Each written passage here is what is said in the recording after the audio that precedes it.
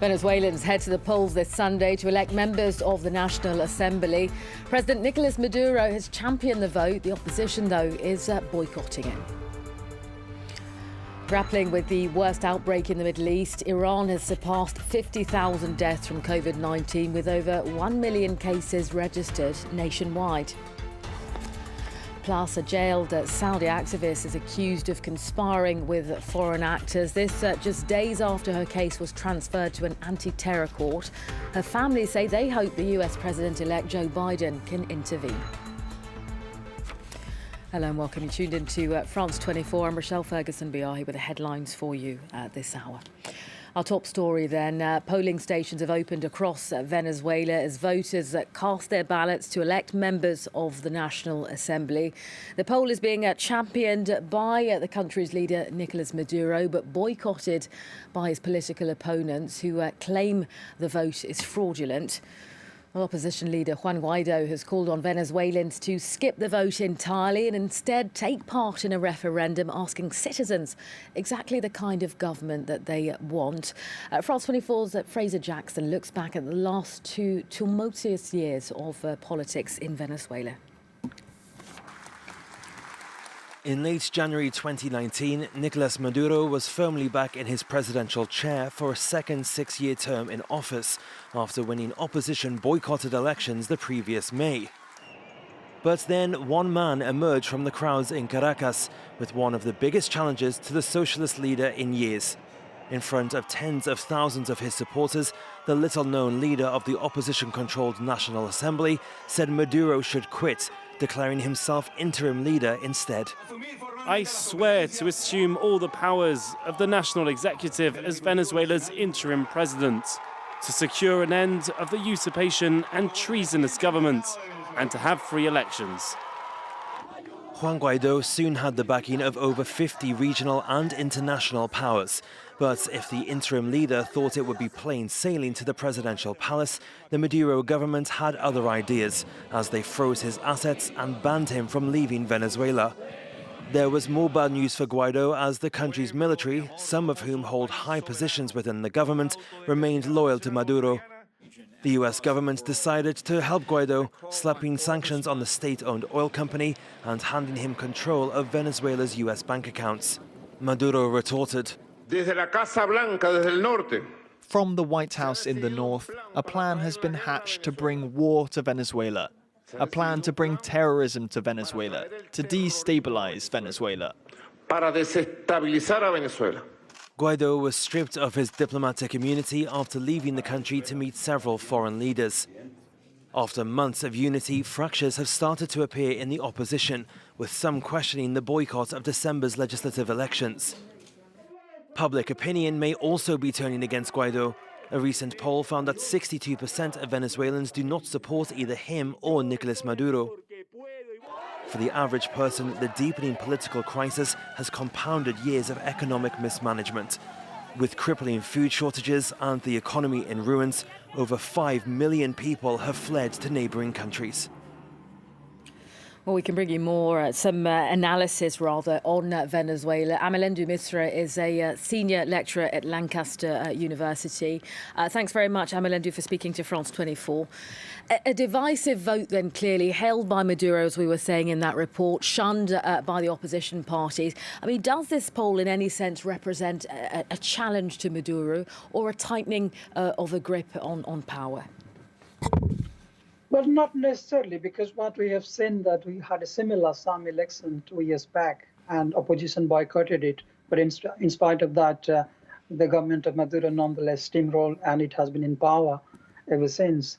So nothing much is going to happen this time around. The biggest mistake that the opposition has done so far is boycotting it again, not realizing that they are becoming a spent force fast. And if they had maintained some kind of pressure on the government by participating, perhaps they could have salvaged the situation. So what Guaido is banking on is the kind of consulta popular that your correspondent had just mentioned, which is going to be held from tomorrow until the 12th of December. hoping that the masses are going to come out, the Venezuelans, and support. Let's stay with that, Amelendu, because ultimately you have this Guaido-led opposition saying, look, never mind about today's vote. Why don't you come to our referendum? Tell us the kind of government that you're ultimately wanting. If that were to take place, would there be any legitimacy in that referendum to begin with? Not at all. The fact is, if they have boycotted it, what is the guarantee that Guaido-led referendum is going to have any validity whatsoever? So it's not going to have any legitimacy. And on top of that, it's unlikely that the Venezuelans are going to come out en masse and support any kind of referendum or vote in that direction, because most of the votes that are going to be cast on today's election for the National Assembly are going to be by the government servants, and that is going to sort of give the legitimacy to Maduro's government. So whatever Guaido does from tomorrow until the 12th would have little or no relevance whatsoever. And that is the reason why I said from the very beginning it's a big mistake for the opposition to hand it on a platter to Maduro's government, fully realizing that whatever happened 2 years back is going to be a repetition of that. And the most challenging aspect of it is that Guaido himself is fast losing the international support that he had, as well as the internal indigenous support. 2 years back in January, he had 60% popularity rate, and that has gone down to 25%. So Venezuelans don't consider him to be an effective leader anymore. I mean, Amelendu, if we think back over the last couple of years, it has to be said it's been a complex political landscape for Venezuela. Do you think that Venezuelans are still hopeful that change could come to their nation? It is very interesting what you're asking. Interestingly, the fate of Venezuela is linked intimately to what is happening at the international scene. So whenever we have a kind of international support for the opposition, then we see something happening within Venezuela. And when there is a kind of wave in that support from the international side, things fall into their place in the Bolivarian revolution. So what we have seen so far is the kind of retreat of the right-wing argument that was coming from President Trump and elsewhere. And we have seen a kind of resurgence of the left in Latin America, in Mexico, in Argentina. Now Bolivia, Evo Morales has come back. So, and we don't even know what is going to happen if Mr. Joe Biden is declared as the president, which is still sort of hanging in the air. And given his left-wing leaning, how he's going to react to the opposition against Maduro's government. So unfortunately, given that its fortune and fate is linked to the international players, Venezuelans are going to see very little in terms of a transformative change in the years to come, unless and until something happens, as I said, in the international level. Amelendu, just a final thought from you, if you will, because we are running out of time. Just walk us through how this pandemic has, impacted, if you will, development when it comes to politics in the country. We can imagine that, it's put the brakes on, any kind of transition taking place. Well, it has affected the regional as well as international actors who are supporting Guaido. Spain has been badly hit. United States has been badly hit. Colombia has been badly hit. These are the three major players who are supporting Guaido's opposition. And they are not interested in as to whatever is happening in Venezuela because they have a bigger worry back at home. And given that, and also the pandemic that is raging within Venezuela, the last thing they want is opposition to claim that it's going to come and address some of the issues. But the devil is the best option that the Venezuelans have at the moment. And that is the reason why Maduro's government has managed to roll on somehow or the other in spite of all the odds. So that is the challenge we have, of course, at the moment. Pandemic has thrown a bucket of cold water on the aspirations of the Venezuelans to oversee or see any kind of change. All right, Amelendu Misra of Lancaster University, thank you for your time this afternoon. Thank you. Good afternoon. Let's get you some other world news. Grappling with the worst outbreak in the Middle East, Iran has surpassed 50,000 deaths from COVID-19, with over 1 million cases registered nationwide. In a bid to stem that surge, Iran says it's developing its own vaccine and will purchase 20 million more doses from abroad. France 24's Yinka Oyatade explains. The doors of Tehran's historic Tahrir Bazaar are open once again. This after a partial lockdown imposed on Iran's capital and other major cities in the country forced several businesses to close for 2 weeks. But the lifting of restrictions has been marred by a grim milestone. Iran's coronavirus death toll has surpassed 50,000. هر روز داریم تو این رقم سه رقمی کشته میدیم و این خیلی زیاده. مگه جمعیت ایران چقدر هستش که این همه کشته؟ خب این در اصل رعایت نکردن خود ماهاست. Iran has the worst coronavirus outbreak in the Middle East. While restrictions have been eased in Tehran, stricter measures remain in place in 64 other towns across the country. Authorities have imposed a 9 p.m. curfew on businesses in the capital. They've also placed a ban on the use of private cars in Tehran to stem the spread of the disease. The Iranian president is calling on the public to cooperate. شرایط تهران نارنجی است، اما ما لب مرز هستیم. همه بررسی‌ها نشون میده که همه نیروهای ما باید تلاش بکنن، به دقت همه مقررات اجرا بکنن. اگر مقررات به خوبی اجرا نشه، شهری که نارنجی شده ممکنه بعد از 1 هفته، بعد از 2 هفته 2 مرتبه دچار مشکل بشه، به وضعیت قرمز برگرده. Authorities have avoided imposing a total lockdown in Iran. The government is desperate to salvage the economy, which has been battered by US sanctions. They effectively bar Iran from selling its oil internationally. Next, a jailed Saudi activist has been accused of conspiring with foreign actors.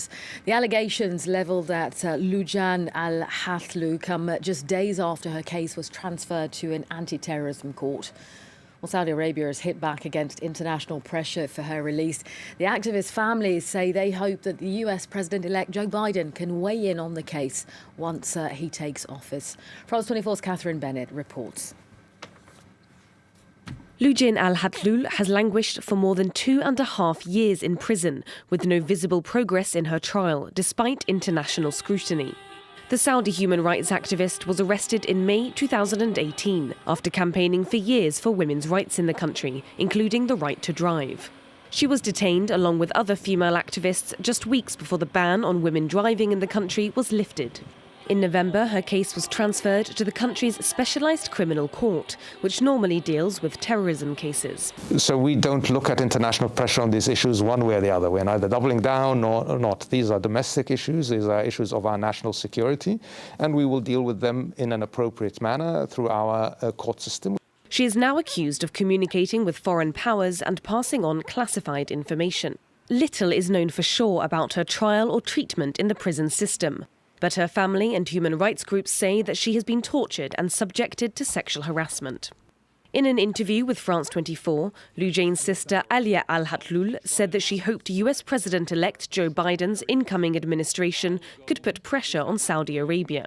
Saudi Arabia is fearing the new American administration.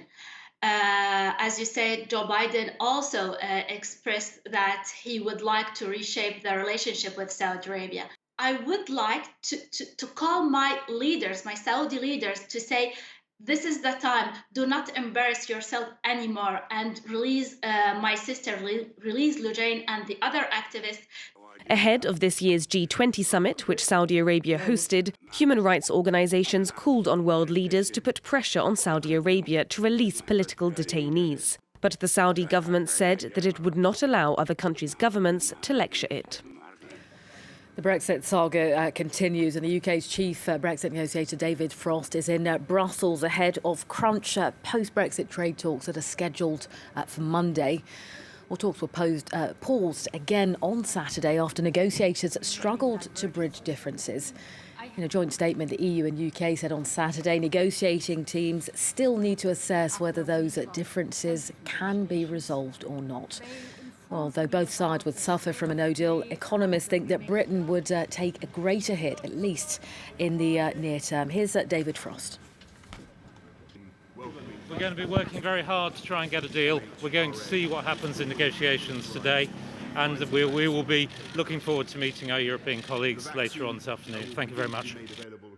Well, there you have it. You're up to date. More international headlines coming up for you shortly here on France 24.